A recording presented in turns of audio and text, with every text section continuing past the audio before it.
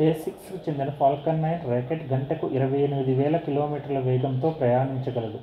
Exam 4 అంతరిక్షంలో భూమికి earth ఆర్బిటాల్లో సుమారు 370 నుంచి 400 కిలోమీటర్ల ఎత్తులో ఉన్న ISSను చేరుకోవాలి. జూన్ 25న మధ్యాహ్నం బయలుదేరిన ఫాల్కన్ 9 రాకెట్ 28 గంటల ప్రయాణం తర్వాత జూన్ 26 సాయంత్రం సుమారు 4:30 గంటకు ISSతో అనుసంధానమైంది. గంటకు 28,000 కిలోమీటర్ల వేగంతో ప్రయాణించే రాకెట్ 400 కిలోమీటర్ల దూరంలో ఉన్న ISSను చేరుకోవడానికి సుమారు 28 గంటలు పడుతుంది. ఎందుకంటే విశ్వంలో ఉన్న ఏ ఖగోళ పదార్థము స్థిరంగా ఉండదు, అది ఒక నిర్ణీత కక్షలో తిరుగుతూనే ఉంటుంది. ఇవి అలా తిరగకపోతే వేటి చుట్టూ తిరుగుతున్నాయో ఆ గ్రహాల గురుత్వాకర్షణకు లోనే వాటి వైపు వెళ్ళి ఢీకొంటాయి.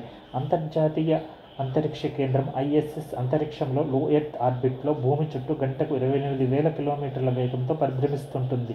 అంత వేగంతో పరిభ్రమించకపోతే గురుత్వాకర్షణకు లోనే భూమి మీద పడిపోతుంది. అత్యంత క్లిష్టమైన డాకింగ్. ISS చాలా నెమ్మదిగా కదులుతున్నట్లు కనిపిస్తుంది. అది వాస్తవానికి 28,000 కిలోమీటర్ల వేగంతో కదులుతుంది. అంటే ఫాల్కన్ 9 రాకెట్ దానిని చేరుకొని దానిలోని క్యాప్సూల్ ISSతో డాకింగ్ అవ్వాలంటే అది కూడా అదే వేగంతో ప్రయాణించాలి, అదే మార్గంలో కదలాలి. అప్పుడు రెండూ ఒకదాని వెనుక ఒకటి ప్రయాణిస్తుంటాయి.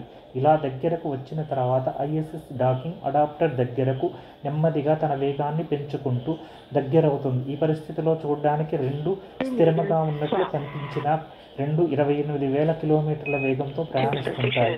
సుమారు ఇలా దగ్గరవ్వడానికి 2 లేదా 3 గంటల సమయం పడుతుంది.